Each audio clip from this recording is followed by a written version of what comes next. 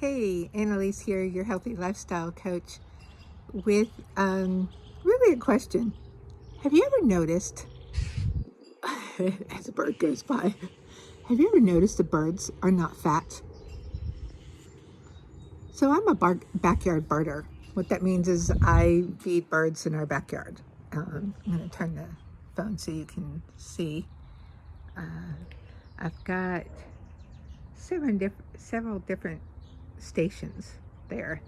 We have suet, we have different kinds of seeds, we have seeds with nuts, we have shells, we have two bird boxes with different holes for different size birds. This is what we birders do, right? We plant trees and bushes and shrubs to attract birds. So we get over 30 species to our backyard, including a couple of raptors. We've got a sharp-shinned hawk and a red-shouldered hawk that make their way through on a regular basis. So that's what birders do. And we basically spend a lot of time observing birds. And I have noticed the birds don't get fat. I'm not sure what their little brain tells them. Hey, you've eaten enough, fly away home, or what. Or maybe it's because even though we put out the seed for them and they can come and get the seed, so they don't have to plant and sow and whatever, they do fly to get here. And they work pretty hard even to get to the seed. Right now I've got about 6 red cardinals out there, and they're eating the seed that comes compacted, and they have to work to get it out. So it made me start thinking about birds and how they don't get fat, but we humans seem to don't seem to know when to quit, right? At least that's been my issue. And then I thought about how we used to be hunters gatherers. Us humans used to 10,000 years ago go out and hunt for wildebeest or buffalo or whatever it was that we ate. And when we kill those animals, everybody ate. Everybody in the community ate until they got their fill. And then, it might be months before we killed another big animal. And so in the meantime, they gathered, they did a lot of walking, going from place to place. They were kind of nomadic, looking for the next place to winter or to grow crops or to, harvest berries or whatever it was. So they worked a lot to get to their food. And basically in the working to get their food, they were burning it off sometimes even before they were able to eat it. Compare that to today. I'm going to turn around so you can see the birds behind me because there's a bluebird back there. Compare that to today, where we don't have to work that hard for our food. You can see the bluebird out there. We don't have to work hard today.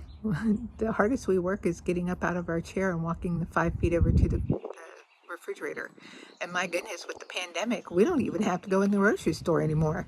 We can sit at our computer, order our food, drive up, somebody puts it in the bags in our car, and we drive away. I mean, that's pretty sad. I mean, we are so far removed from hunter-gatherer, it's pretty wild, right?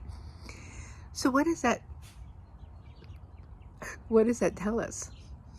That tells us that we need to be mindful of portion control. And we need to be mindful of what we're eating and what we're putting in our bodies. Because unlike our friends, the birds, who are burning off calories, even getting the seeds and flying back and forth to the seed feeders into their nest, we're not burning any calories. So we need to be mindful that what we put in our bodies is just what we need to sustain our life. And this is one of the beautiful things that I have been learning on this journey that I've been on for the past year and 2 months.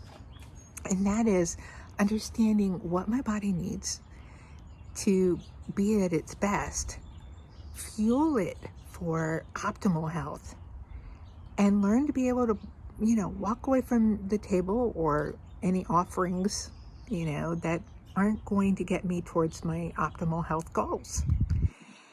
And that's what I do as a health coach. I help you learn those same things.